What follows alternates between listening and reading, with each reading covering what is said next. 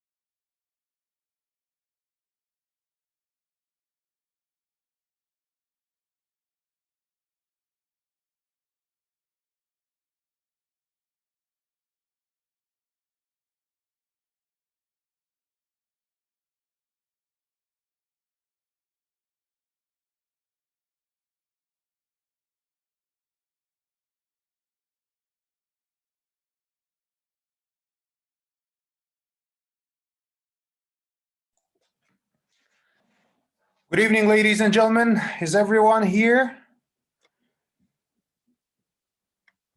Hello? Hello, teacher. Hello? Oh, Hello. Assalamu alaikum. Assalamualaikum.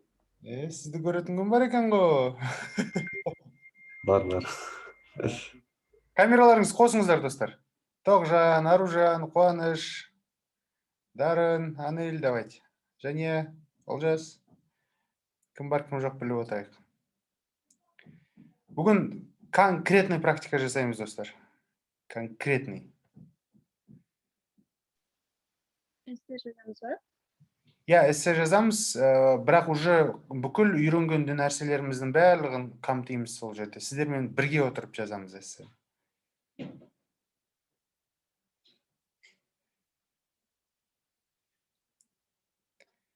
Кіріңіздер, барлықтарыңыз, что-то мен видеоларды көрмей отырмын.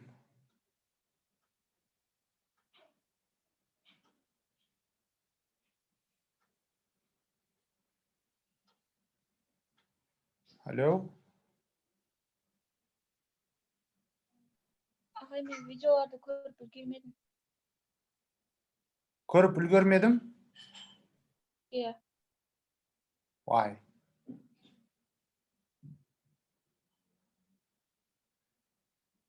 Why, Нұрсұлу? Математиканы түсінем деп, ағылшынға үлгермедім. Түсіндіңіз бе енді математиканы?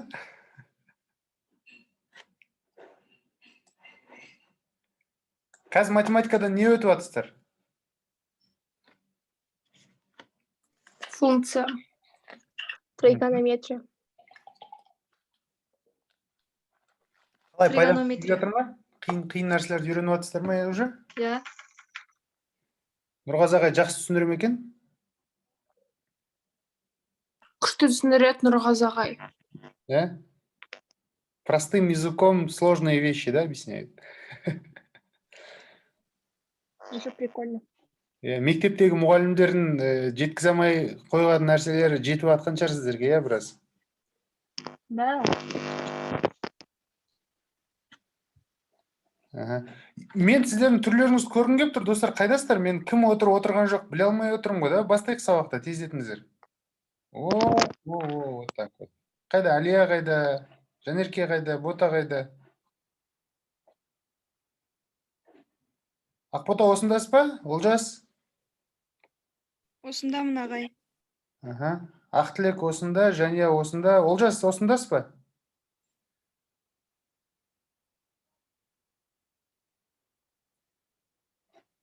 Алло.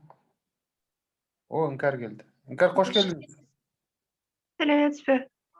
Кешірім сұраймын. Кеш келеміз. Жоқ, іштен кетпейді. Кім осында барлығы плюс қойып шықсыншы, мен хотя бы осылай көрейін, чтобы мысалы сабақ басталмай жатқан кезде білмей атпайық та, жаңағыдай балалар біреу шығып кетіп қалып деген сияқты. Сет жоқ деген, өте қиын сол мәселе бар ғой.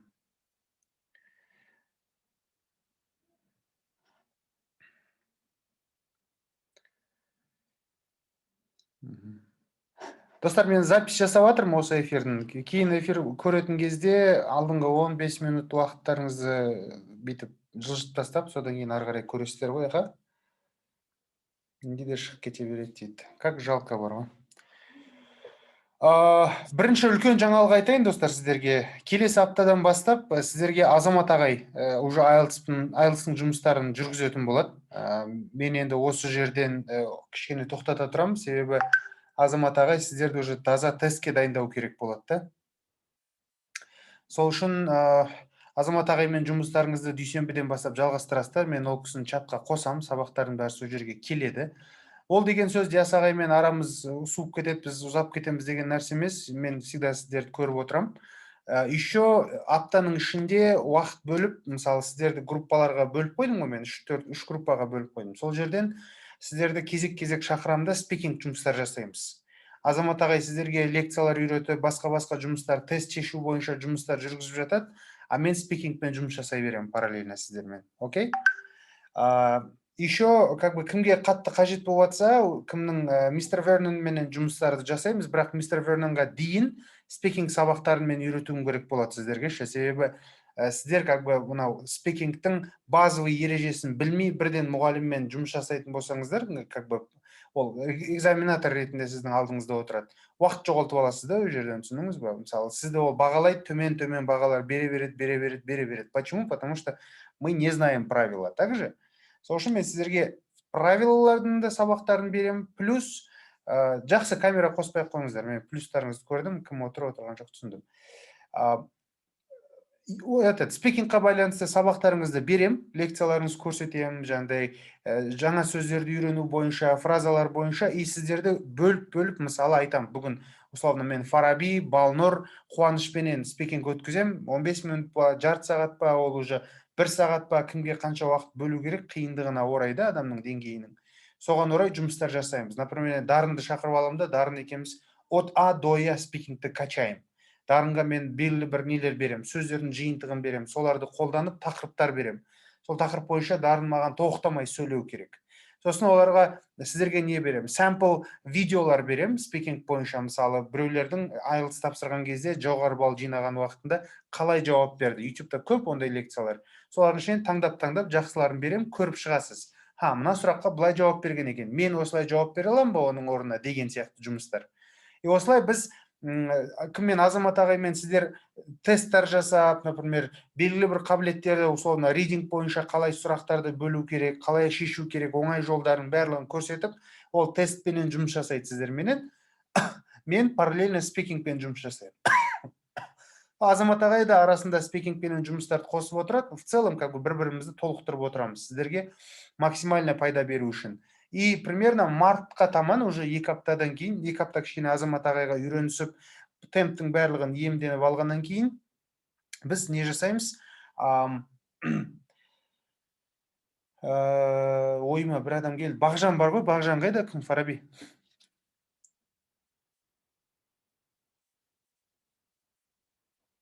Білмеймін ағай, бағана айтқанмын, кіресің бе деп. Крем деген. Қазір звондайын ағай, Звондаңызшы, айтыңыз, кірсін олды. Сосын, біз спикингқа байланысты жұмыстарымызды параллельно жалғастыруымыз керек та, и нені түсіну керек?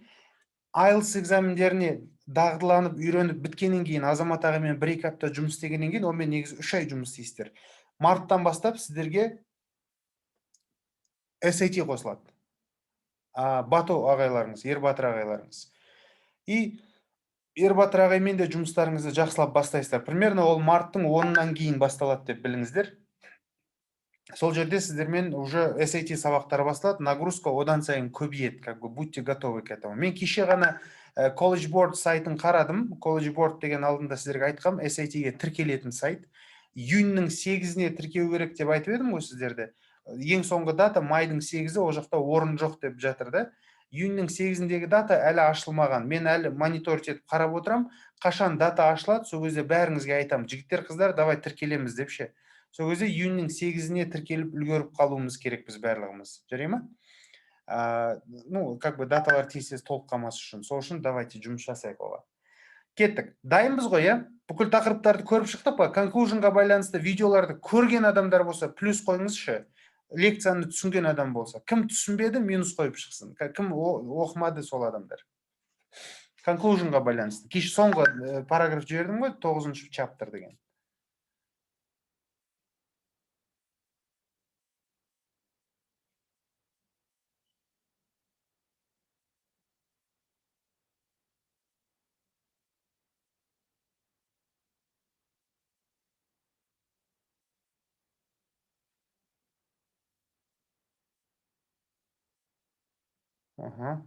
Мен көріп үлгермедім дейді. Окей. Фараби, көрдіңіз бе сіз? Көрді, молодец. Соменен конклюжнды қысқаша айтатын болсақ, не екен конклюжн бөлімі бізде? Неден тұрады екен? Қысқаша айтайықшы, қалай жазамыз конклюжнды? Өзі бар жоқ ұшақ сөйлемінен тұрады ол, иә? Бірінші сөйлемі не еді, Фараби? Бірінші сөйлем ол не ғой? Общий кәз. Сол эссенің берілген сұрағын, тақырыбын талқылау ғой. сол жерде қысқаша айтып беру. Сосын body параграфтар кетеді, 2 body параграф немесе 3. Сосын соңында conclusion өз ойын қосады и ана берілген тақырыптың бәріне сұрақ беріп, жауап беріп жазады. Conclusion'ның екінші бөлімінде екі ойды салыстырады. Ал үшінші бөлімінде рекомендация немесе болжам айтады. Absolutely. Балнұр, молодец. Ақбота, сіз де молодец. Ақбота, сіз общий эссенің структурасын айттыңыз да. Менің сұрағым негізі Балнұрдың жауабымен бірдей. Conclusion қалай жазылады? Енді Ақбота, сіз көріп үлгермедім дедіңіз, по-моему, так? Conclusion бөлімінде 3 сөйлем тұрады, негізі 3 сөйлем бар. Бірінші сөйлем бұл in conclusion деп басталады да, сұраққа жауап беріледі. Түсіндіңіз ғой? Бұл жерде өзіңнің позицияңды айтасың. Мен мысалы мынаған келіспеймін, келісем деген сияқты әңгімеңді айтасың. Бір. Екіншісінде не айтамыз, Балнұр? Екі ойды салыстырамыз. Екі ойды салыстырамыз. Молодец. Екі сайт болады, бізде любой task to essay'де екі сайтты бір-бірімен салыстырамыз. Қайсысы бұрыс, қайсысы не үшін бұрыс, не үшін дұрыс екендігін түсіндіреміз. Салыстыра отырып түсіндіреміз. Үшіншісінде, Балнұр, не айтамыз? Рекомендация. Либо болжам. Recommendation. Немесе болжам айтамыз, мына жерде былай болатын еді, мына жерде былай болатын еді, или мы рекомендуем. It should work like this. They should do something деп солай көрсетеміз. И ол бізде conclusion бөлімі. Сайып келгенде максимум 3-4 сөйлемнен тұру керек, Фараби, қанша сөзден аспағаны абзал conclusionның? Даусыңыз өшіп тұр. 60 сөзден аспау керек. Молодец. Кеттік.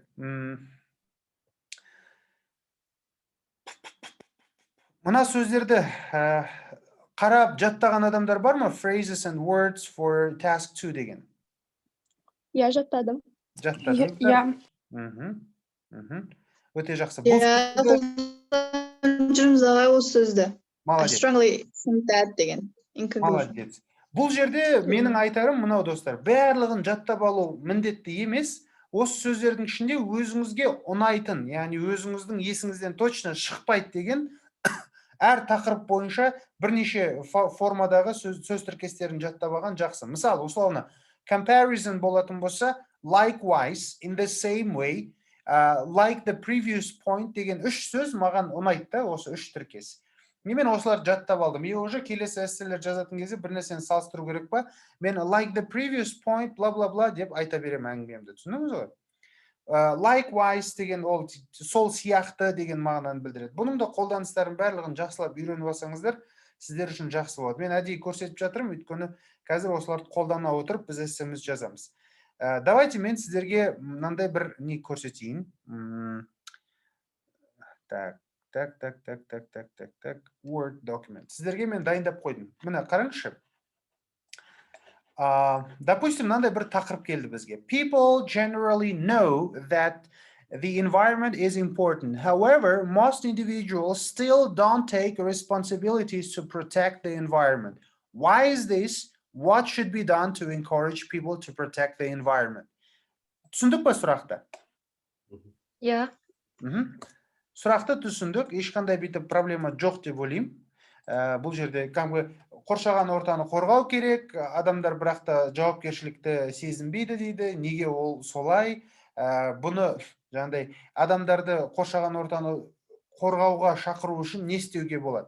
Мысалы, элементарный пример, достар, сіздер өздеріңіз көшеде жүрген кезде болады ғой бір момент, мысалы, қалтаңда бір чектар жатады, или там бір квитанциялар жатады, алапта біреулер тастай салады, немесе болады, мынау жвачка шайнап келетасың да қарайсың, жан-жағында ешкім жоқ, мәдесіне лақтыра саласың жерге, болады ғой ондай ситуациялар. Мусор тастауға шығып келетасың, пакетіңнен бір мусор түсіп қалады жерге, қойши дейсің да барып тастай саласың, аны жатқан жерінде жатады. Бола ма ондай, әсіресе еркек балаларда? Болады ғой.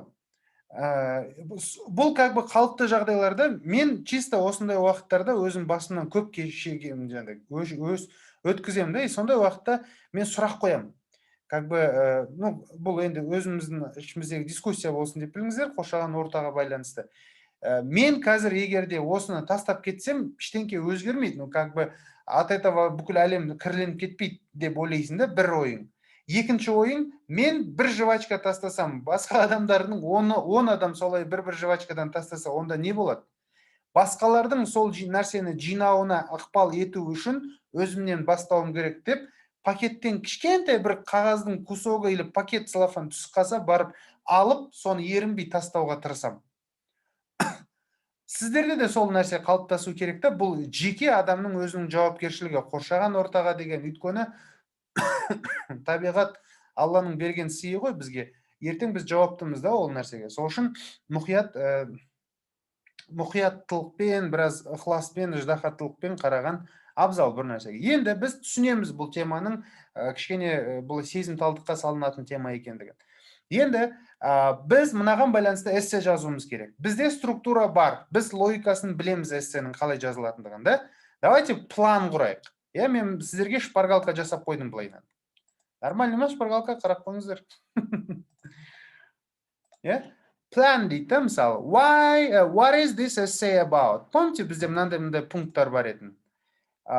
Біз жазуымыз керек. Two sides көрсетуіміз керек. View 1, view 2 көрсетуіміз керек. И соңынан өзіміздің позишнымызды көрсетуіміз керек. Солай ма, достар? Кеттік. What is this essay about? Біз эссенің не туралы екендігін түсініп алуымыз керек те өзімізге. Помните, темплейт бар еді, шаблон бар еді. Соған қарап отырып, task to эсселерін жазуға болады. People don't protect environment. Негізгі тақырып осы, адамдар қоршаған ортаны қорғамайды дейді. Бұл қандай эссенің түрі, достар? Problem solution. Problem and solutions эссейдің түрі. Бізде екі сайт бар. Давайте екі сайтты анықтап алайық. View 1, бірінші view қандай? Problem, Оның шығу себептері. People do not protect. Ағай, бұны to direct questionға қойса бола ма? Екі сұрақ қойып тұрғанда. To direct questions па?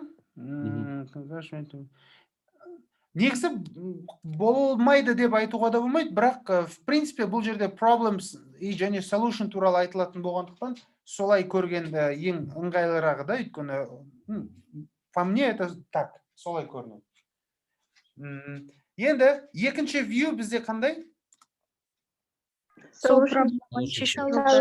Solutions көрсетуіміз керек. Дұрыс қой, Давайте. Енді біз view 1 problem. People do not protect the environment. И осы жерге біз идея айтуымыз керек. Давайте өткендегінде идеялар жинап көрейік. Кімнің қандай идеясы бар? Мен бүйтіп жасап қойдым да, бірақ сіздердің ойларыңызды тыңдайын.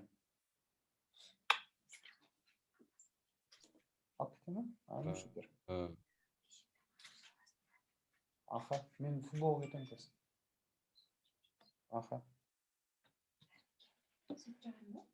Сөйт жақпақ қой, нормально. Кешірім сұраймын. Кеттік. Давайте ойымызды айтайық. Қандай проблемалар бар бізде, қоршаған ортаның проблемасы ретінде? Айтыңыздар. Factories, okay. Cutting trees.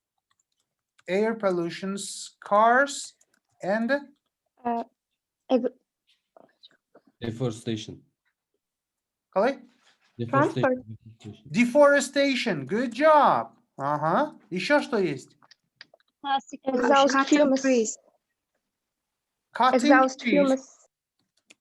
Cutting trees, по идее, deforestationға жатады. Deforestation деген сөз бұл ормандарды жою деген сөз. Forest деген орман болса, deforestation. Кеттік. Next one. Қандай проблемалар бар қоршаған ортаға байланысты? Global warming. Global warming. Okay, еще? Melting of glaciers. Melting of glaciers. Good point. Okay. What else? Plastics. Plastics. What else? Melting of ice. What? Melting of ice. Pollution. So, melting of glaciers деген мұздықтардың еруі деген сөз. Это и есть melting of ice. Forest fires. Forest fires, right? Fires in forests. Еще? To dry up. Қалай? To dry up. To dry up. Окей. Сосын? Жануарларды қорғамау жата ма? Жануарларды қорғау? Қорғамау. Қорғамау, окей? Killing animals. Yeah, еще? Water pollution. Water pollution. Okay. And fish mortality. Fish mortality. Okay, oh, good points. What else? Мусор лақтыру жата ма, Фараби? Disappearance of some kinds of animals or Extinction. plants. Yeah. Extinction of certain breeds of Type of animals. animal. Қалай жазылушы еді? Ұмытып қалдым. Certain types of animals. Окей. Кеттік. Примерно біз проблемалардың түрлерін бөліп жаздық та. Енді давайте осыларды бір класстарға бөлейік, бір идеяларға бөлейік та. Мысалы, factories, air pollution, cars, одан кейін қандай fires in forests, барлығын air pollution деп жазуға бола ма? Иә, болады. Иә? Давайте мына болады. fire.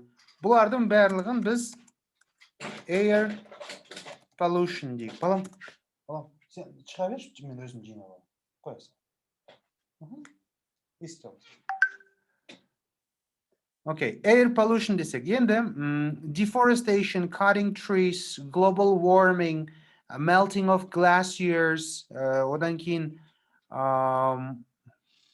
так, extinction of certain types of animals. Осылардың барлығын біз тағы бір классқа қоссақ мына жерге. Global issues. Yeah, бұның барлығын warming десек. Yeah, warming process. Өйткені ормандарды кесу бұл есесіне ауаның тез ысуына алып келеді. Солай емес па? В целом барлығын global warmingға жатқызсақ болады ма? Болады. Болады, yeah? Plastics, no, to dry up дегенді чуть-чуть түсінбедім мен, по идее. Засуха ма? Қалай? Құрғақшылық. Құрғақшылық дегісіңіз. Оны былай жазылады, достар. Droughts. Бұл не, засуха деген сөз. Killing animals, бұны біз мына жаққа жазайық. Global warming'ның қатарына кіргізе салайық. Мысалы, plastics, droughts, plastics in oceans дейік. Yeah? Droughts, water pollution, fish mortality, бұлардың барлығын water pollution десек болады, е? В целом бізде проблема ретінде үш нәрсені бөліп жазып қойдық. Air pollution, global warming, water pollution. Мыналардың барлығы мысал ретінде болсын, бірақ осы мысалдардың ішіндегі ең үздіктерін өзімізге таңдап аламыз артынан. Кеттік. Проблема туралы біз view 1-ды примерно шешіп алдық. Дұрыс па?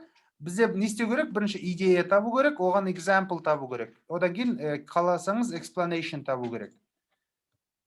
Дұрыс қой? План бойынша. Сіздер түсіндіңіздер ма мынау шаблонды темплейтке қарап отырып, қалай план жасау керек екендігін? Или түсінбедіңіздер ма басынан бастап? Түсіндік. Кім түсінбеді, минус қойсыншы? Или там түсінбеген адам минус қойып шықсыншы, мен примерно көрейін. Ну, если надо, я объясню дегенім ғой, ол қиын емес, ұят емес. Фото жазды. Түсінбеген адам жоқ сияқты, я? В принципе, шаблонды біз түсіндік. Енді қарайықшы, idea, біз мынау списокты жазып шығамызда, обычно ол қалай, бірінші, в основном біз example'дар жазамыз. Сосын example'дарды классификацияға бөлу арқылы идеяны тауып аламыз осылай. Это как бы біз астыдан үстіге қарай жүреміз. Помните, bottom up деген бар еді ғой методика. Пландар, idea generation жасаған уақытта. сол bottom up дегенimiz бірінші біз example'дарды жазамыз да, одан кейін оларды мындай 3 түрлі классификацияға бөліп қоя саламыз. Алдында да тура солай жасаған болатынбыз. Енді бізде екінші мәселе solutions'тар ұсынуымыз керек. Давайте қандай solutions'тар бар, сіздер соларды немен айтсаңыздар. To set up filters in factories. Filters. In factories. What else? Plastic recycling. Plastic recycling. Good job. В целом recycling, ол қағаз болсын, ол пластик болсын, recycling. Good job. What else? Planting. Landscaping. Planting. Landscaping. Landscaping. Good job. Что такое landscaping? Жанерке? Көгалдандыру, да? Көгалдандыру. Озеленение. Мен алдында бір не көрдім, документальный фильм көрдім. Қытайда үлкен Гоби шөлі бар ғой, кім біледі Гоби шөлін? Естігендер бар ма? Гоби деген шөл бар, Сахара сияқты Қытайдың орталығында орналасқан, ішкі Монголия территориясында орналасқан. Монголияда да бар, ол Қытайдың өзінде де бар. Масқара үлкен не бар? Құм. Сол жерге Қытайлар өсімдік өсірудің мәселесін шешкен ғой сол жерге, в общем. Сөйтіп бәленбай жер пустыняны жасыл алқапқа айналдырған, оазиске айналдырған солай. Әрине ол бір жылда келе салған нәрсе емес, бірақ белгілі бір тәжірибеден өткізіп сондай жетістікке жетіп жатыр екен да Қытайлар. И сол шөлдің дәл ортасынан 400 километрлік жол соққан ғой, асфальт жол кәдімгідей.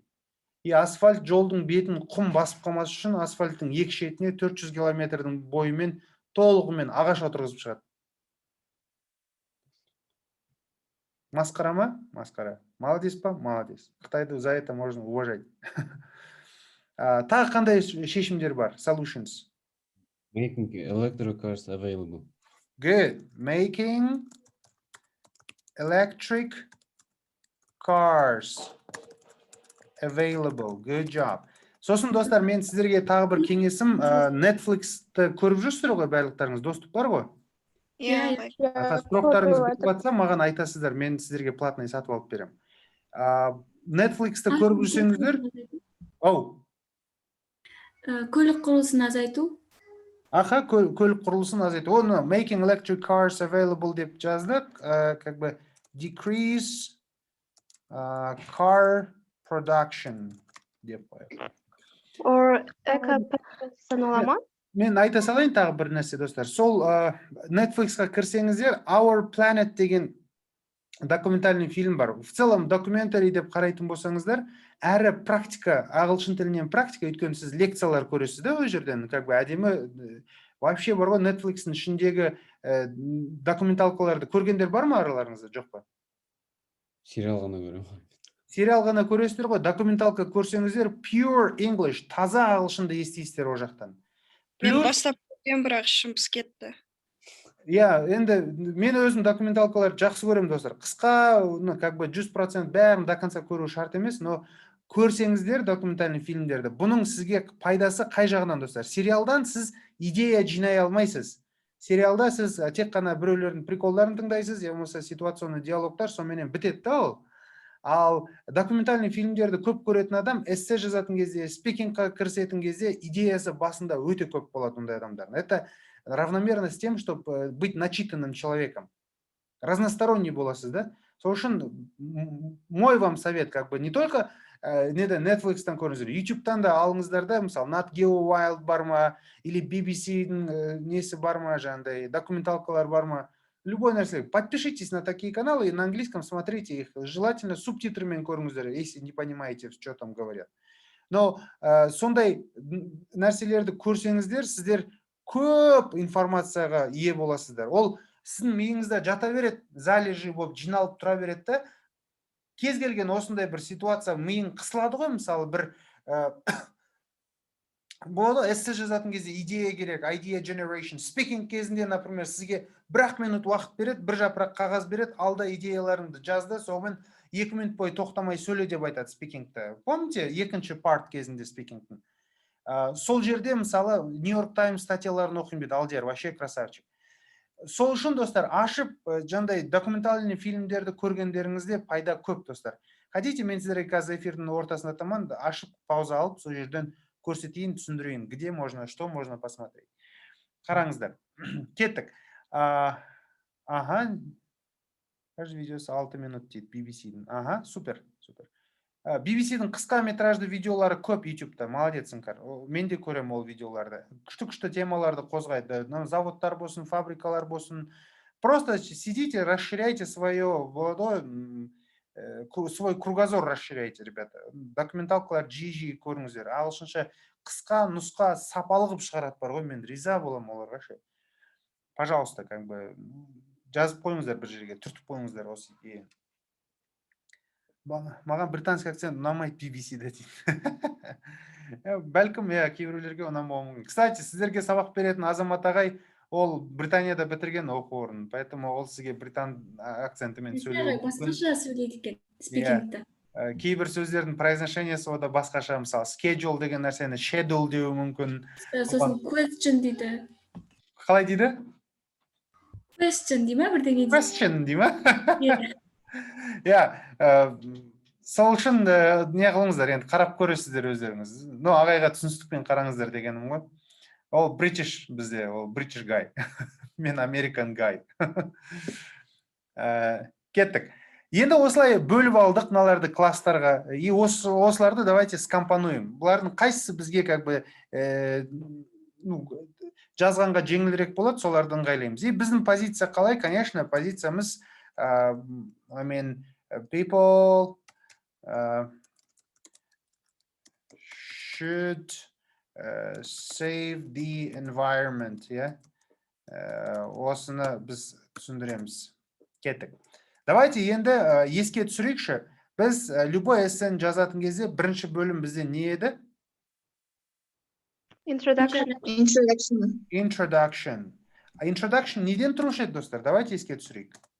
Paraphrasing and Тезис не бөлім. Paraphrasing, thesis statement.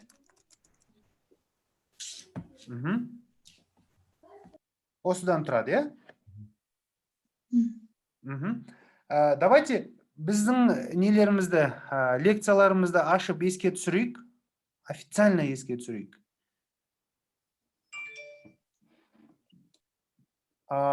Мен сіздерге қазір бөлсейін экранмен.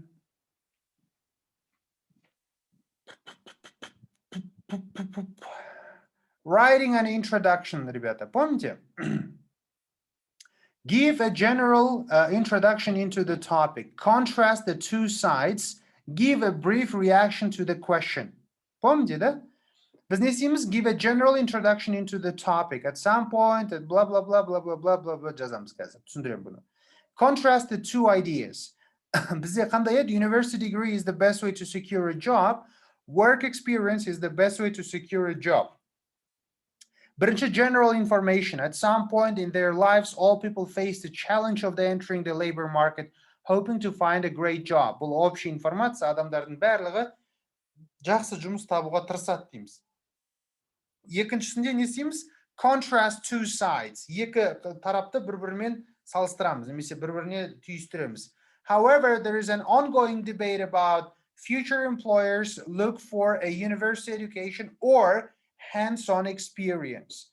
Енді give a brief reaction дейді, біздің соңында reactionымыз болу керек. In my opinion, it all depends on the nature of the job one aspires to. Біздің реакциямыз, как бы, менің ойымша, жұмыстың түріне байланысты адамдар жұмыс беруші университет деңгейіне қарайды, немесе жұмыс тәжірибесіне қарайды. Любой introduction жазылатын кезде біз үш нәрсені ескеруіміз керек. Бірінші, give general introduction to the topic. Бұл paraphrasing деп жатсыздар ғой. В принципе, paraphrasing бізде task 1 эссесінде қолданылатын, достар. Task 2 эссесінде біз paraphrasingнан бұрын общий информация береміз. Мысалы, біздің ситуацияда адамдар қоршаған ортаны қорғау кезінде жауапкершілік сезінбейді. Осын түсіндіреміз. Окей, бір рет общий информация береміз. Екіншісінде екі идеяны қарастырамыз, бір-бірімен салыстырамыз. Үшіншісінде өзіміздің brief reaction'ымыз береміз. Естеріңізде сақтаңыздар, өйткені introduction бөлімін тез талқылап өте салайық дедім. Ары қарай жалғастырайық. Біздің не қайда? Файл қайда? Кеттік. Introduction. Бізде маған толық жаза салайын. I'm sorry. General information about the topic. Thesis statement болу керек. Бұл жерде біз екінші contrast two views. И соңында thesis statement это и есть біздің brief reaction. Окей? Кеттік. Introduction кетті. Одан кейін бізде не басталады? Body paragraph басталады. Бізде body paragraph нені талқылауы мүмкін, достар? Бірінші make a statement. Make a statement. Сосын? Explain. Бір идея. Present idea. Present an idea. Good. Сосын? Present true idea. Explain your reason. Explain, немесе example береміз, е? Example or explanation. Солай емес па? Помните? Сосын бізде егерде two idea, three idea болатын болса, не істейміз? Present second idea. Yeah? Example or explanation. Дұрыс па? Не осылай? Third idea, fourth idea. И соңында не болушы еді бізде? Conclusion. No. Body paragraph'та conclusion болушы ма? Не. Бірінші, екінші параграфта. Summary. Short summary of your ideas. Summary болу керек, е? Make the next paragraph.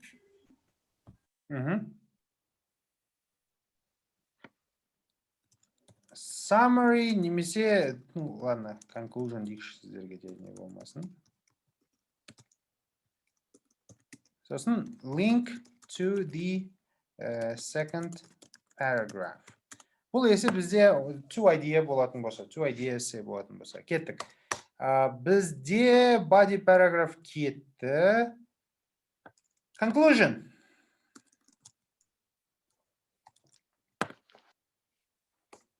Давай, тағы бір рет еске түсіріп жіберейік. Conclusion'ды қалай жазамыз?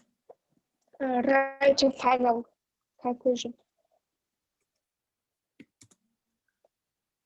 Еще раз, тағы бір рет. Writing final conclusion. Write your position. Position. Екінші.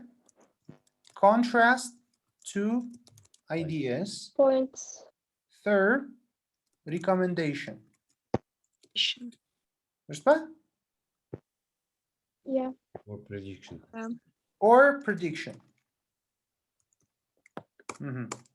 Біз примерно түсіндік SMS қалай жаздыңыз. Достар, ойлап қалмайық та, мынау ұзақ жазып жатырмыз ғой бір эссенде. Біз өтілген дүниеміздің бәрін қорытып, қазір бір неге келтіріп жатырмыз. Еске түсіретіндер түсіріп, солай жасап жатырмыз. Я думаю, это наоборот вам на пользу пойдет, да? Любой эссе жазатын кезде, осы жасап жатқан нәрсеміздің барлығын сіз жылдам ойыңызда жасай алу керексіз. Логикасын түсіне отырып істеуіңіз керексіз. Помним, да, этот момент. Кеттік. Енді давайте introduction жазайық.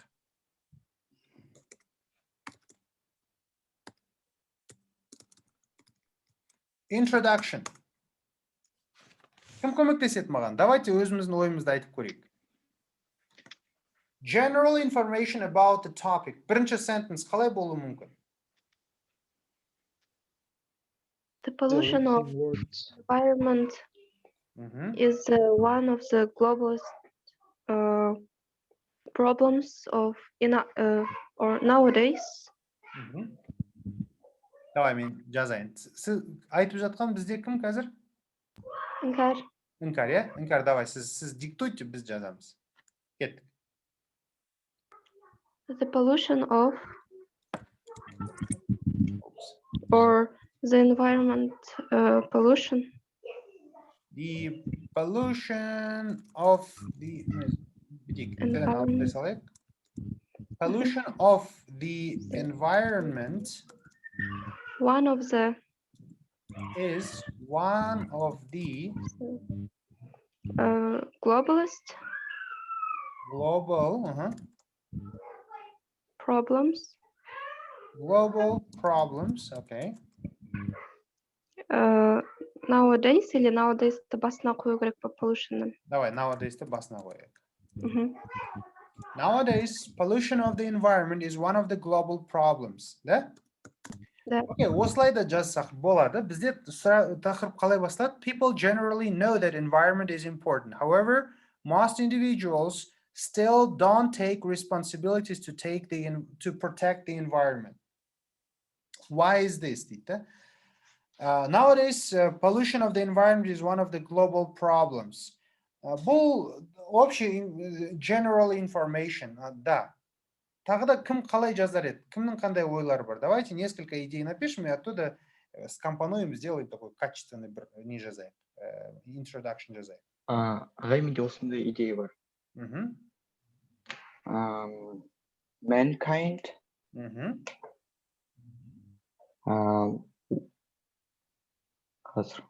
will be hard if the environment were continued to pollute. Mankind will be hurt if the environment басқаша қою керек. is polluted. Жоқ. Или is continued polluted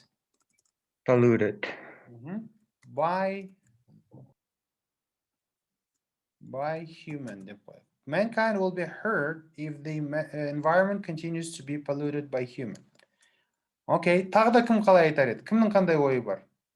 Қуаныш, Нұрсұлу, Олжас, может сіздер айтасыздар?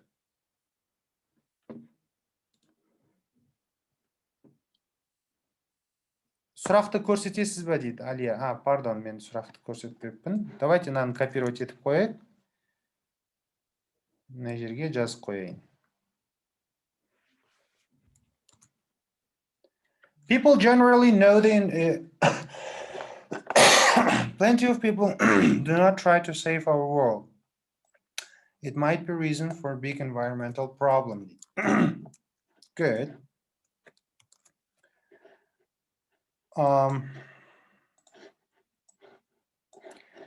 People generally know that the environment is important. However, most individuals still don't take responsibility to protect the environment. Why is this? What should be done to encourage people to protect the environment? Good. Ешкімде идея жоқ қой басқа? Ағай, бар. Давай. Nowadays, one of the biggest problem in our world is nowadays one of the қазақ ойламайын кішкене. Ағай, мен айтайын. Давай. This essay should explain attributable to environmental issues. Attributable? Yes, attributable. Ол не деген сөз? Байланысты. Okay. To environmental issues. Environmental issues. Okay, the earth is our home and it's our liability to protect our home. Wow.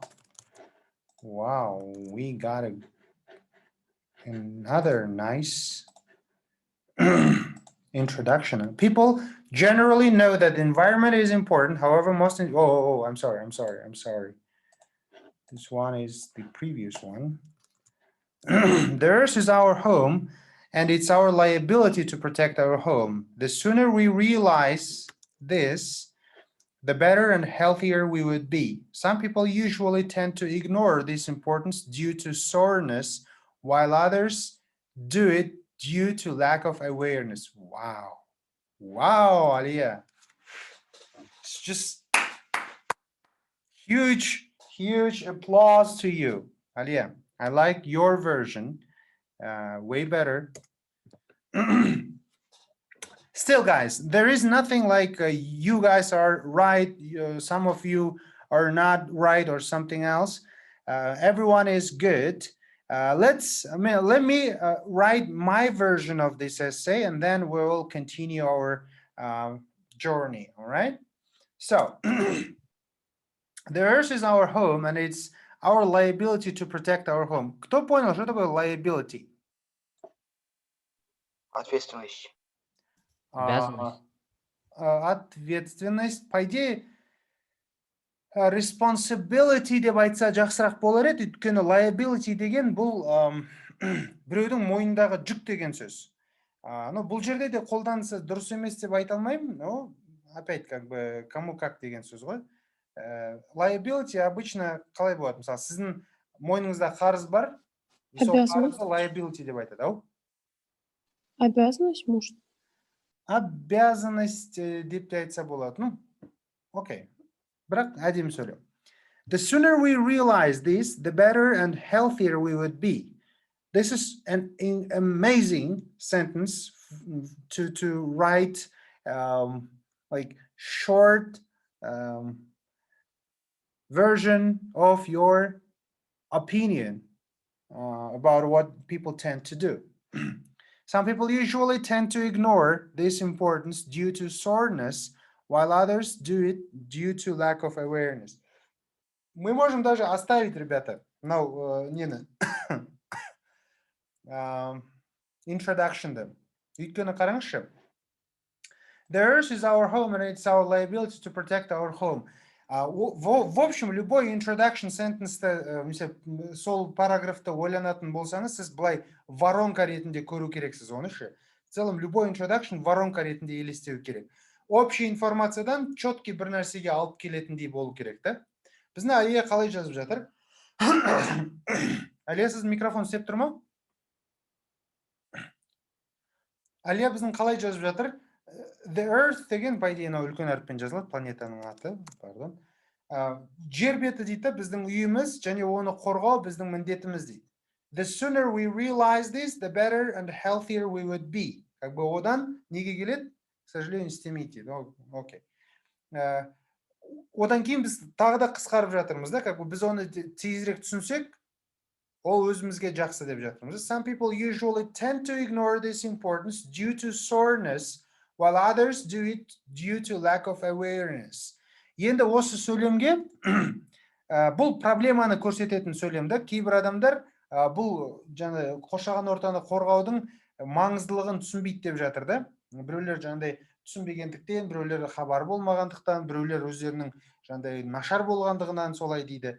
Енді біз проблеманы айттық, и тезис стейтментке нені айтуымыз керек? Solutions-тарды көрсетуіміз керек. Solutions-ты қалай жазар едіңіз, Алия? Өзіңіздің ойыңызды жаза тұрыңыз, мен мына жақтан қоса берейін. Some people usually tend to ignore this importance due to soreness, while others do it due to lack of awareness. However,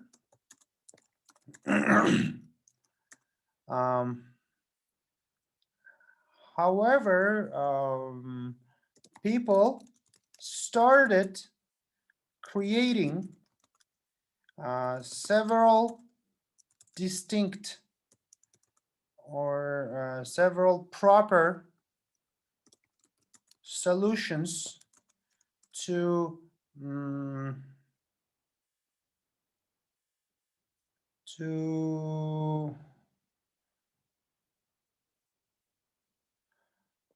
solve this problem. Use something. To solve this problem, let me say to struggle, to solve this To protect the environment. problem. However, people started creating several proper solutions to solve this problem.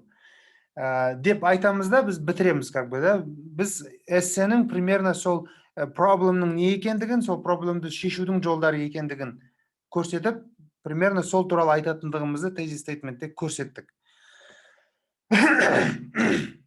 Кеттік. Енді body параграфқа өтіп көрейік. Body параграфта біз план бойынша не жасадық?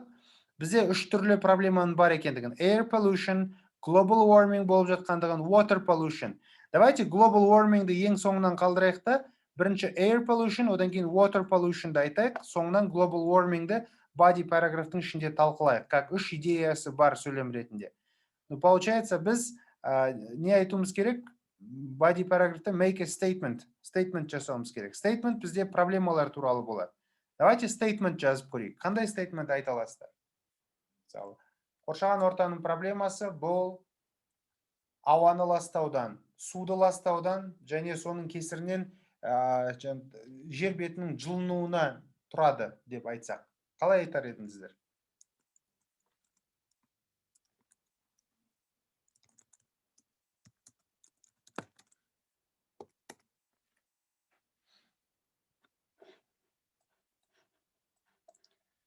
Так, мұнда Алия тағы бір не жіберіпті. A lot of people know this. Достар, давайте ойланып көрейік, өзіміздің версиямыз жазып көрейік.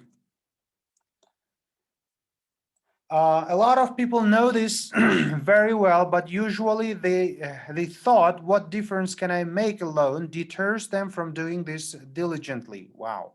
It would require continuous efforts of everyone to save this planet. First and foremost, it is important to raise awareness and educate people about the benefits of protecting the environment. Starting right from early education for children, for example, schools nowadays are teaching the children their responsibilities toward the environment. Schools have started making kids do projects on the environment, and to embolden this thought have started celebrating the Environment Day. Due to this increasing awareness in the children, they have been observed checking adults when they see them polluting or littering. Wow. Good job, Alia. Amazing. But as far as I understand, you started writing from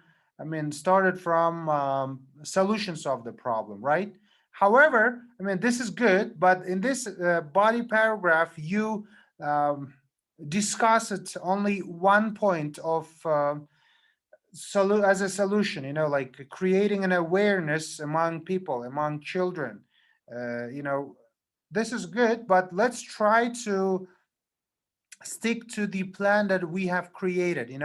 We should include some of these points inside of the body paragraph as a solution. If you are about to write a solution where you need to mention about filters in factories, recycling, planting, landscaping, making electric cars available, decreasing car production, or some other solutions that are mentioned here, so that you have several of them and then be included to all of them.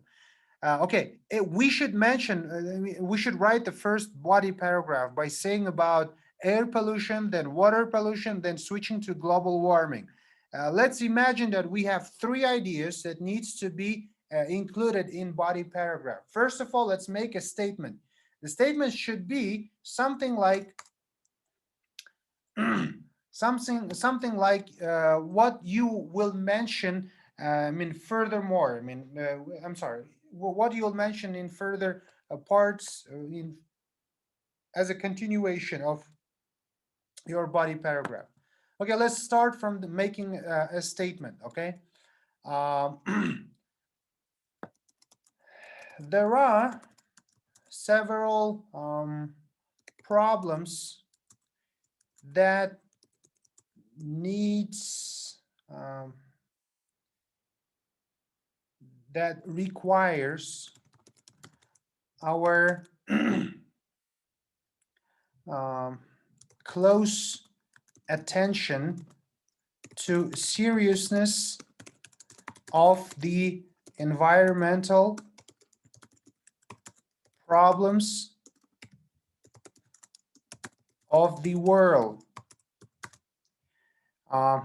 First things first is the air pollution. Pollution that may lead to catastrophes around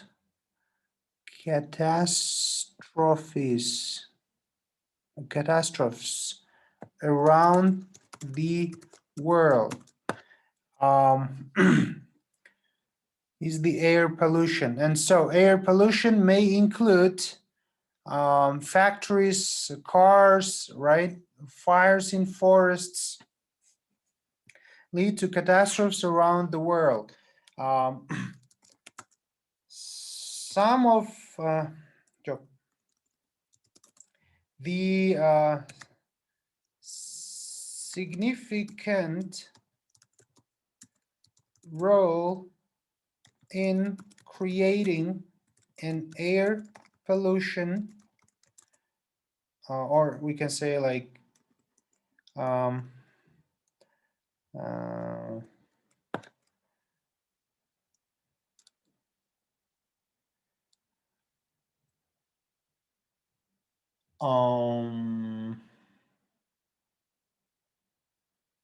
тютюн, отходы, вбросы.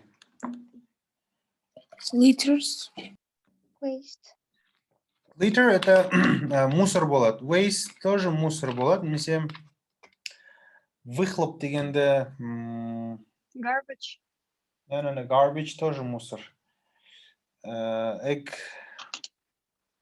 Қазір есіме түспей жатқан сөз. Бом.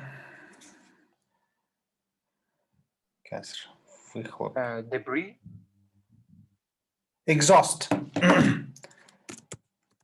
Exhaust.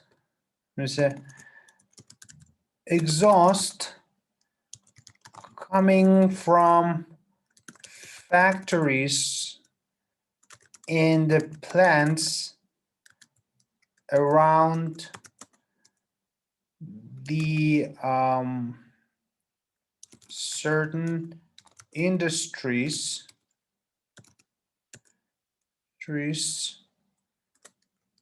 play a significant role in creating an air pollution. At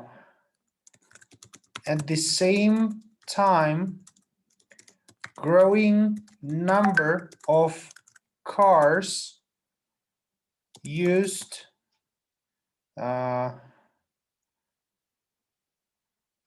by world population is also an example of air pollution, right? Десек. Өстіп, екінші мысалымызды жазсақ, air pollution'ның ішіне, сөйтіп air pollution темасын бітіріп, water pollution'ға өтсек. Мына жерде уже қанша сөз болып қойды? 71 сөз болып кетті. Pardon. There are several problems that require our close attention to seriousness of the environmental problems of the world. First things first is the air pollution that may lead to catastrophes around the world. Exhaust coming from factories and plants. Давайте на машиналарды соның ішіне қосып жіберейік. Also, cars used by world population are the population play a significant role in creating an air pollution. Десек, осылай air pollution темасын жауап, мысал менен жауап бітірсек. Бізде қанша сөз болды мұнда? 51 сөз болды. Кеттік. Енді water pollution да айтайық. Furthermore,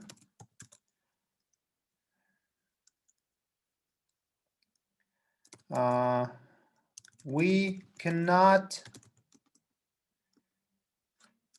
ignore the water pollution created by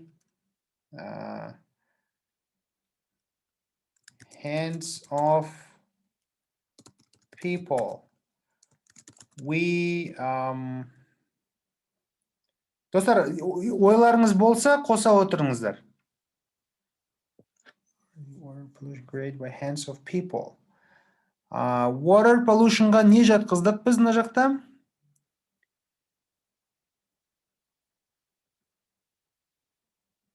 Hello? Plastics in ocean, yeah? Yeah. Fish mortality деп біз.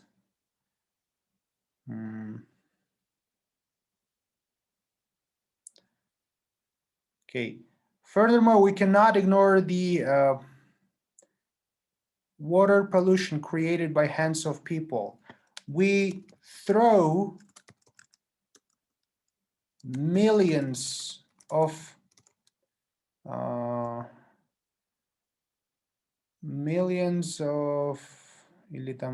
we throw tons of waste to world water resources.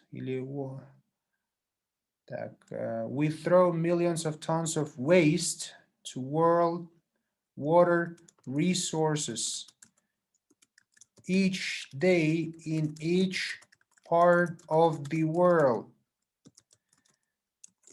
This is the worst part of irresponsible actions taken by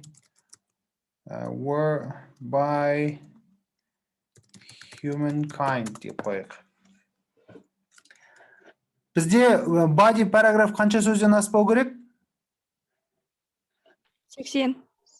80 сөзден аспау 80 керек. сөзден. Бізде 93 сөз болды. Біз кейбір нәрсемізді азайтуымыз керек, но артынан реттеп аламыз бұны. Кеттік. Бірінші body параграфымыз в принципе толған сияқты. Air pollution менен water pollution'ды айттық.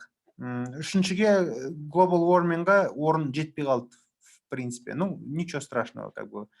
Уже екі үлкен идеяны талқыладық. Two idea body paragraph болды. Үшіншіде бізде solutions'тар айтуымыз керек. Так.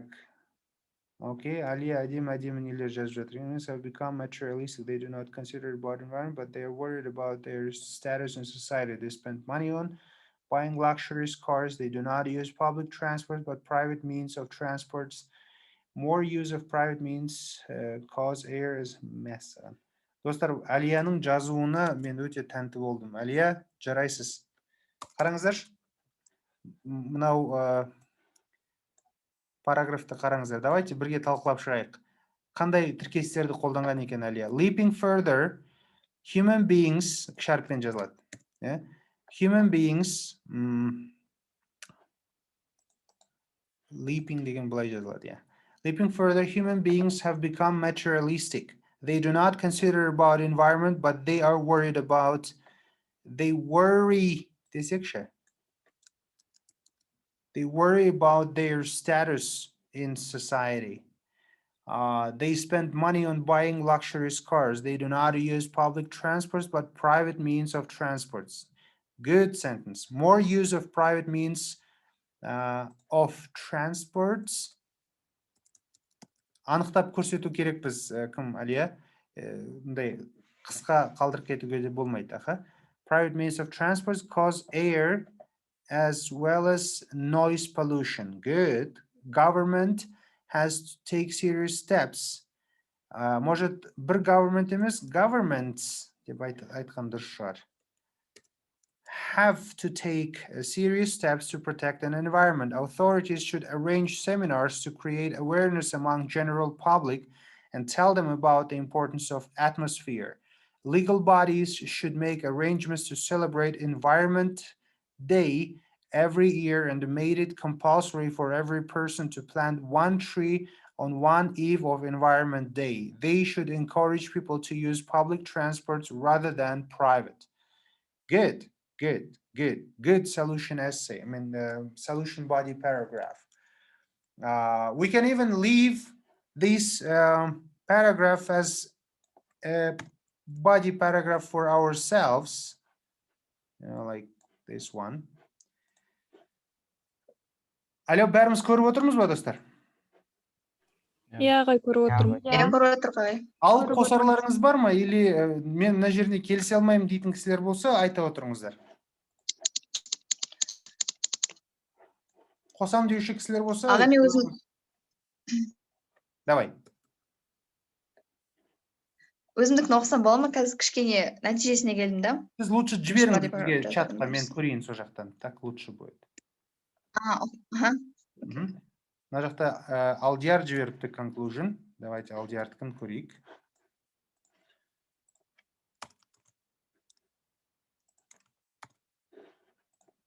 Так, и Алияның conclusion бар екен.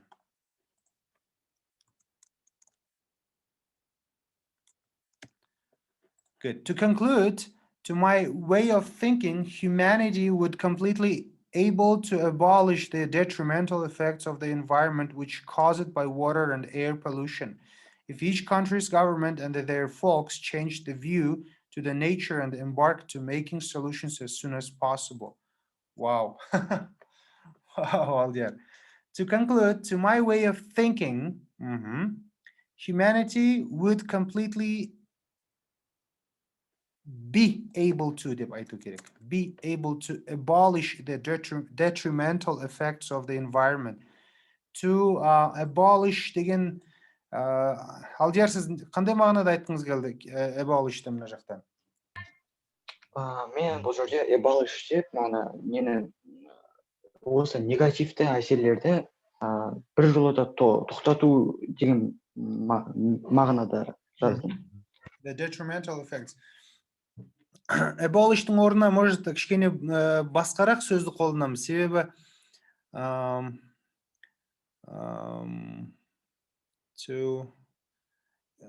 humanity would completely be able to abolish the detrimental effects of the environment, effects to the environment which caused by water and air pollution if each country's government and their folks changed the view to the nature and embarked to making solutions as soon as possible.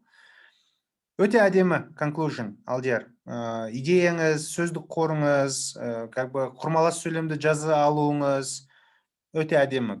Мен бір алып қосар ештеңкем жоқ. To conclude, I believe it is imperative that everyone realizes their responsibility towards the environment and to start. Алия, мына жерге назар аударыңыз. Біз қараңызшы, I believe it's imperative that everyone realizes дедіңіз ғой. И осы everyone, бұл жерде subject verb agreement деген тақырып бар. Біз бұны үйренеміз алдағы уақытта. Everyone realizes their responsibility towards the environment and тот же everyone бізде бастауыш. And starts doing their bit деп айту керекпіз. Яғни біз мынау S-ті мына жаққа жалғауды ұмытпауымыз керек. Бағана сіздің тағы бір body параграфыңыз жазған кезде мен осы нәрсені байқадым да, тоқталмай қойыншы, кейінірек түсіндірем деп ойлаймын. Екінші мәрте қайталанып жатыр. Значит, сізге subject verb agreement деген тақырып бар вообще ағылшынның грамматикасында. Сол тақырыпты бір қайталап алу керек. В принципе, әдемі сөйлем негізі. To conclude, I believe it's imperative that everyone realizes their responsibility towards the environment and starts doing their bit. Әлі толықтыру керек, тағы бір сөйлем жазып.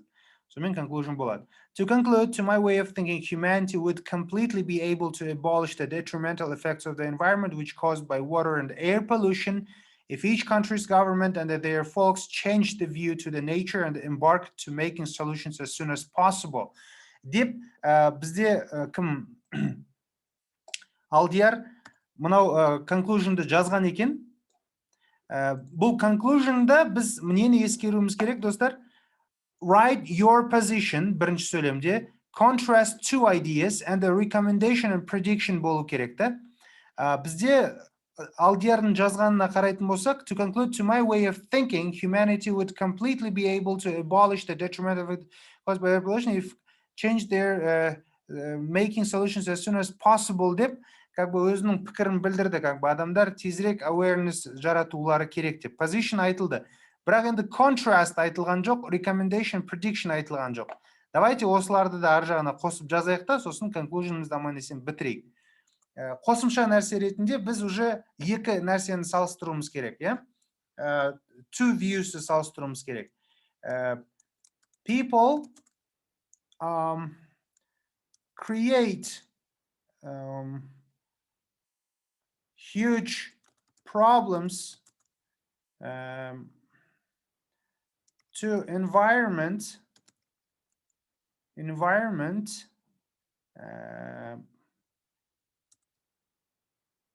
while they are creating their own comfort. People create huge problems to the environment while they are creating their own comfort. However, understanding further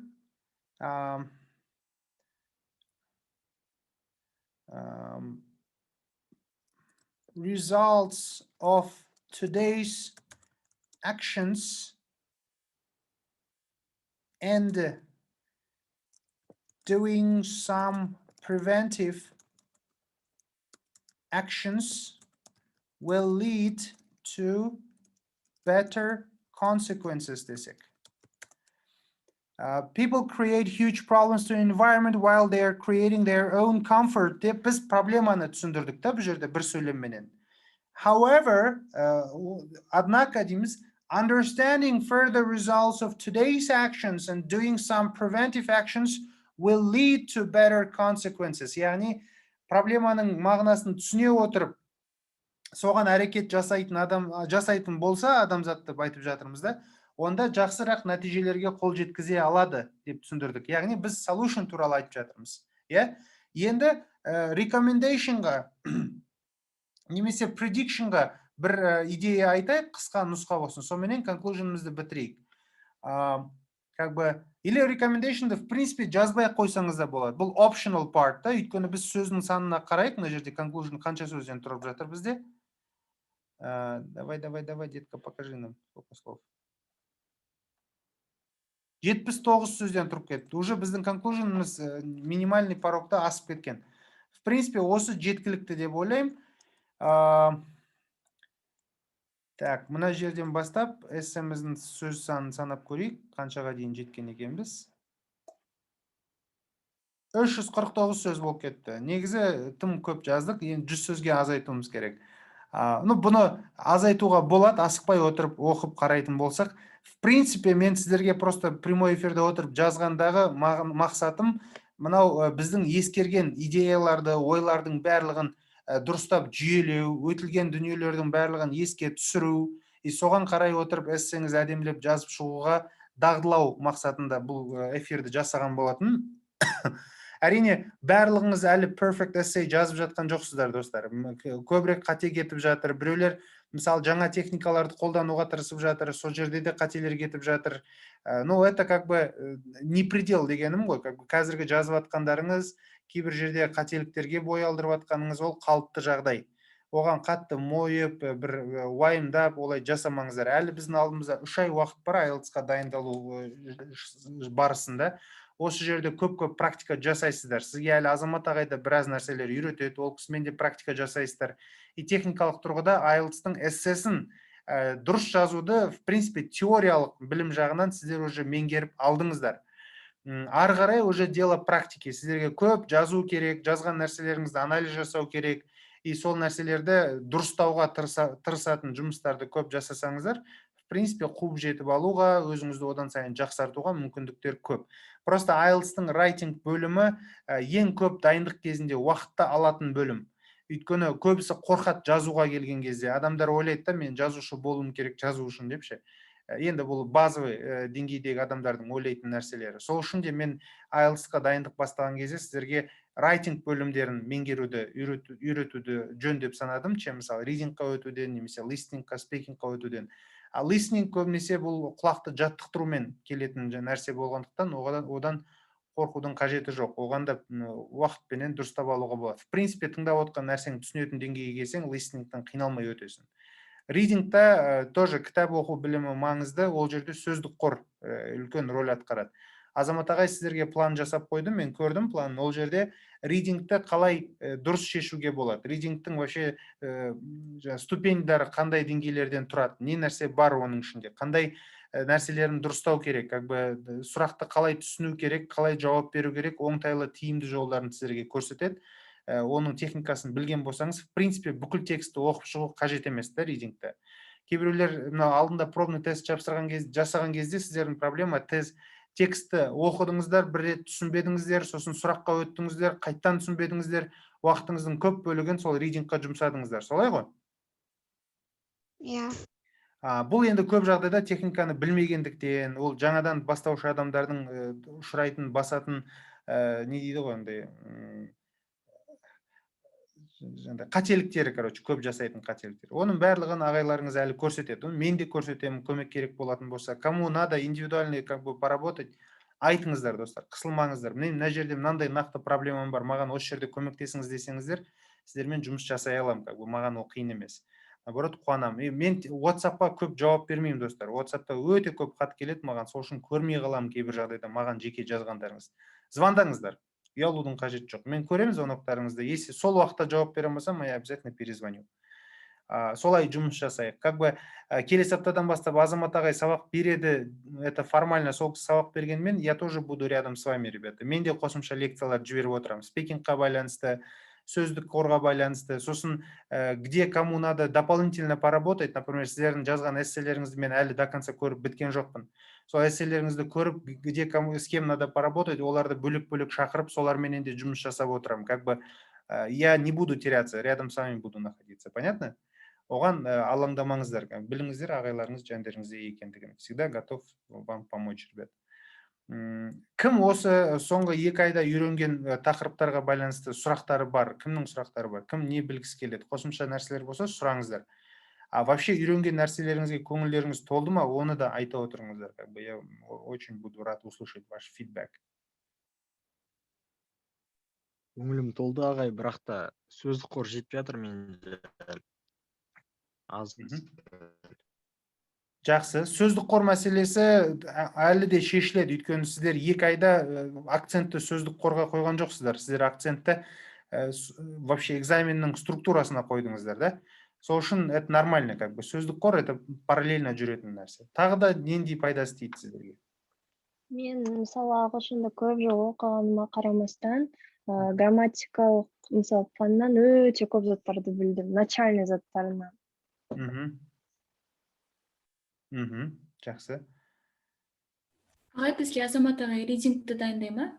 Reading дайындайды, speaking дайындайды, ол кісі де writing-қа да көмектеседі, барлығы в комплексе жүреді. Плюс тесттер жасайсыздар ол кісімен, көп практика жасайсыздар. Все в одном десеңізші. Все в одном, аха. Мен осыған дейін үлкен акцентті writing-қа қойдым. Себебі ең қиын бөлімі осы да IELTS-тың. Адамдар қиналады, логикасын түсінбейді, қорқады. Именно writing-қа келген кезде сүрінеді көбісі. Сол үшін осыны үйреттім сіздерге. Тереңдетіп біліп жатырмын. Структурасын түсініп жатырмын, но өзім мүлде жаза алмаймын дейді. Аружан, ол жаза алу мәселесі, достар. Мен сіздерге қазір бір техника көрсетейінші, қараңыздаршы. Final essay дейік.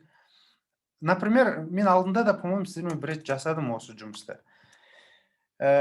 Давайте бір сөйлем құрастырайық. Present simple да бір сөйлем құрастырайық.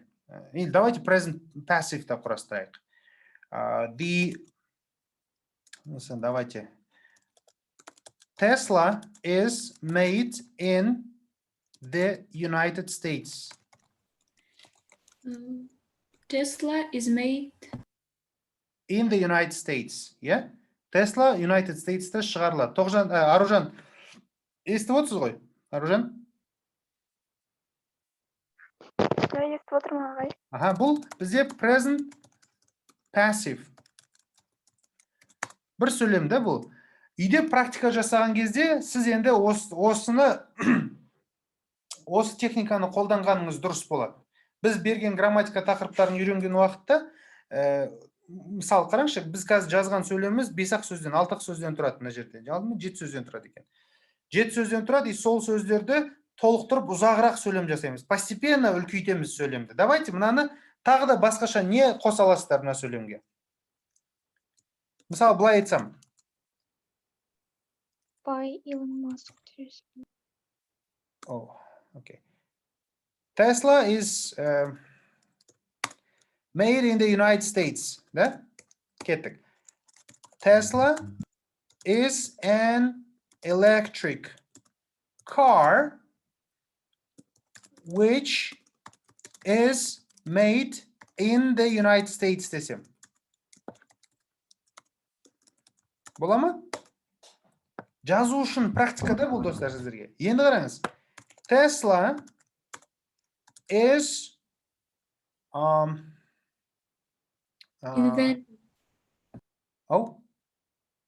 Invented. Is invented by engineers in the United States.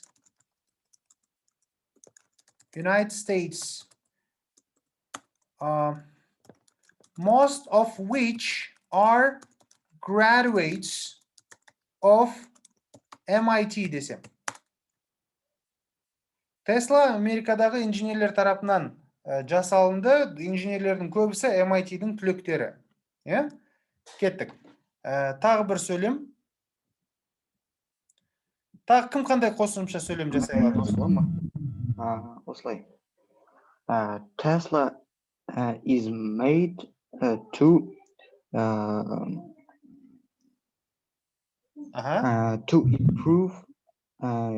improve people's driving conditions. Good. Tesla is made to improve people's driving comfort. Conditions. Idiot. People's driving comfort десек. Therefore, давайте практика жасап көрейік. Therefore, it is the fastest but the most environmentally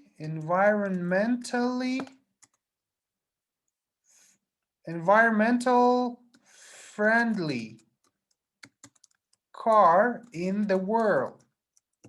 This is made to improve people's driving comfort. Therefore, it is the fastest but the most environmental friendly car in the world.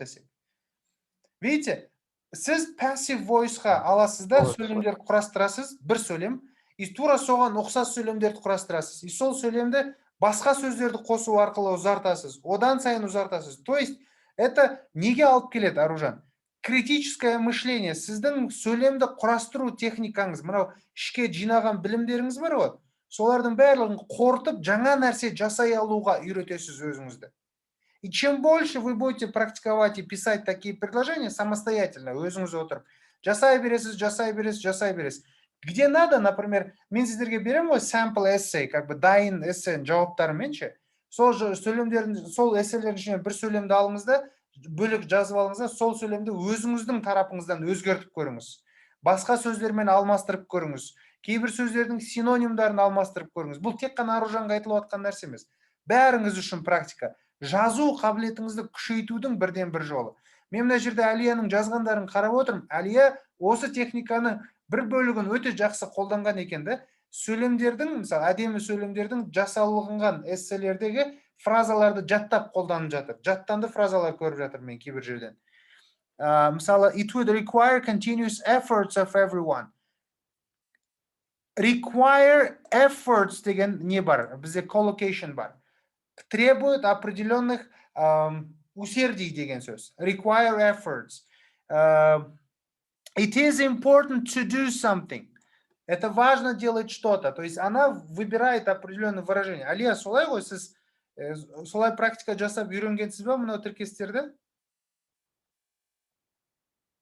Алия қазір микрофон істеп тұрған жоқ, поэтому жазуы мүмкін біраз уақыттан кейін. Поэтому осындай техникалар жасау керек біз Аружан. Күтудің қажеті жоқ. Дарын сізге де солай. Сөздік қорым жетпейді деп жатсыз ғой. Негізі сөздік қор жетпеген ол бірінші мәселе, екінші мәселе ойыңызды тиянақтап жаза алмау екінші проблема негізі.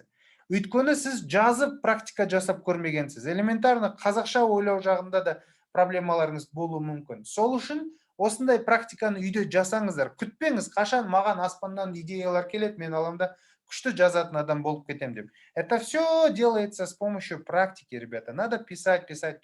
Сіздердің кураторларыңыз бар, сіздердің ағайларыңыз бар, жазған дүниелеріңіз болып жатса, бізбен бөлісіп, түсініп, сұрайтын нәрсе болса, сұрап, солай әрекет етсеңіздер, онда сізде міндетті түрде нәтиже болады, достар. Жарай ма?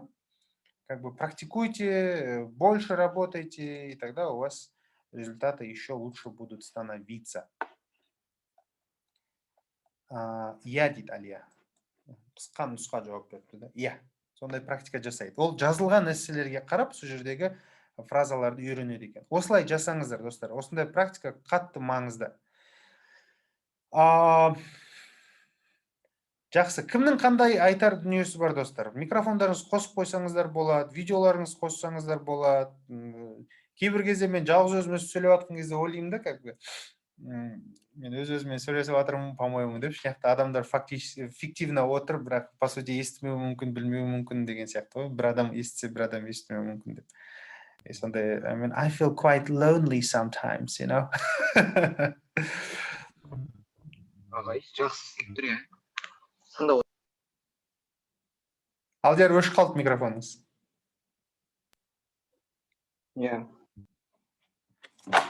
Ага. Нұрсұлу, әдемі сөйлем.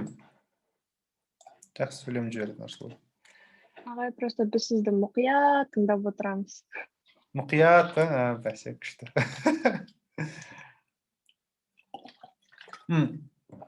Негізі, шынымен, достар, мен сіздермен жұмыс істегеннен өзім ләззат аламын. Сіздерге бір нәрсе үйретіп жатсам, шынымен пайдам тиіп жатса, но в то же время как бы хочу, чтобы вы еще больше получали. Мен сіздердің результаттарыңызды ойлаймын, күнде ойлаймын бар ғой. Не болады екен, ар жағы қалай болады екен, балаларым үлгере ме екен 6 айдың соңына депші. Енді осы февральдың аяғына таман уже сіздерге жаңағыдай очная встреча дейді ғой, сіздермен кездесулерге барамын деп жоспарлап отырмын, где-то марттың басы, февральдың соңы. Бір үлкен нюанс болып тұр да, сол үшін ертерек шыға алмай отырмын. Мен жолдасым босанғалы жатыр, біздің соңғы айымыз қалды. Сол үшін әні міне деп уақытымыз күтіп отырмыз. Аман-есен босанып алса, содан кейін иншалла мен уже сіздерге саяхатты бастаймын. Сіздерге жолығып, әрқайсыңызбен мысалы ортақ бір қалаға барып, делік Шымкентке барсам, мысалы Шымкенттің төңірегіндегі біздің оқырмандарымыз, оқушыларымыз келсе, солармен очная встреча жасап, сол жерде біраз нәрсені талқылап, сіздерге как бы жол көрсетіп, ары қарай гранттар мәселесін, презентацияларды жасап, солай істесем деп едім да. Ата-аналарыңызбен танысып, сондай мүмкіндіктер болса, жиналыс ұйымдастырсақ сіздердің қалаларыңызда деп ойлағам. Бұған енді осы ақпанның аяғы, немесе наурыздың басында біз аман-есен кішкентайымыз босанып алсын, жолдасым. Содан кейін сіздерге шығам, Алла қаласа. Бізде кеше 9 айға толдық. Бүгін ғой, суббота, бүгін 9 айға толдық. Енді бісміллә деп күтіп отырмыз. Жақсылап дұға етіп қойыңыздар. Бір жерге жиналайық дейді. Мен с удовольствием барам, достар. Үлкен-үлкен қалаларда бола ма олар, встречалар? Не обязательно. Мен, мысалы, Тоғжан бізде Үржарда ғой. Мен сол Үржарға жақын, мен самолетпен бара алатын жерлерім болса жақсы болар еді, алысырақ тұратын кісілерге. Қызылорда десе. Қызылордаға обязательно барам, Құдай қаласа. Мен о жақта болмағам. Одан кейін Ақтауға барам, Орал жаққа барам деп жоспарлап отырмын. Сосын сол жақта сіздермен жолығамыз, иншалла. Шымкентке обязательно барам, Талдықорғанға барам, Ақботамен обязательно жолығам, Маман мырзамен жолығам, папасымен. Сіздермен отырып сөйлесіп, біраз нәрселерді ата-аналарға да түсіндіріп айтқым келеді, ақылдасып, ойларын тыңдағым келеді. Ұйымдастырамыз бұл нәрселердің бәрін. Бұл біздің жоспарымызда бар. Біз алғашқы 3 ай дайындаламыз деп ойлаған едік қой достар. Желтоқсаннан наурызға дейін депші. 3 айдан ертерекке мен сіздерді бере берейін деп отырмын. Кімге? Азамат ағайға. Себебі IELTS-қа ертерек дайындықтарыңыз жасап, ертерек тапсырып тастасаңыздар дұрыс болады. Апрельде, майда тапсырып қойсаңыздар. Чтобы у нас было время на раскачку ғой. Азырақ балл жинап қалатын жағдай болса, енді әркімнің деңгейі әрқандай болғандықтан, біреу сразу жақсы балл алып қалады, біреу кішкене төмендеу болып қалса, жазда да қосымша дайындап жіберетін мүмкіндіктер тудыра алатындай болсақ дегенім. Сосын, мен сіздерге айттым, жаздағы лагерь туралы өткен аптада. Лагеріміз аман есен ұйымдастыруға жоспарлап жатырмыз. Құдай қаласа визалар процестерін бастап жатырмыз. Кімге қандай көмек керек болатын болса, ол жағынан да feel free, you can call me at any time. Бірақ визаларға ертерек қамдану керек. Лагерге барам деуші кісілер болатын болса, ойларыңызда болсын, маған ертерек хабарлаңыздар. Жалпы алғанда осы достар, бүгінгі эфирде сіздермен сөйлескім келген, түсіндіргім келген нәрсем осы болған. Кімнің қандай сұрағы бар маған, менен сұрағысы келетін? Ағай сұрақ емес, мен рахметімді айтқым келеді. Просто алдын ала сізге арқаланға IELTS курсына қатысқан болатын. Екі сабағына қатыстым. Содан кейін сабағы ұнаматтамаған. Просто қандай.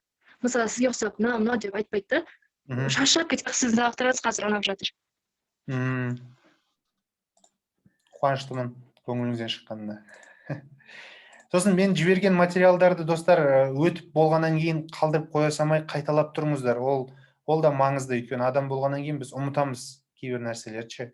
Сол үшін еске түсіріп, қайталап, ашып отырыңыздар. Мысалы, ұқпай қалған, мысалы, даже қайталау барысында болады ғой, ұмытып қалған жерлеріңіз болады. Мә, қалай еді деп.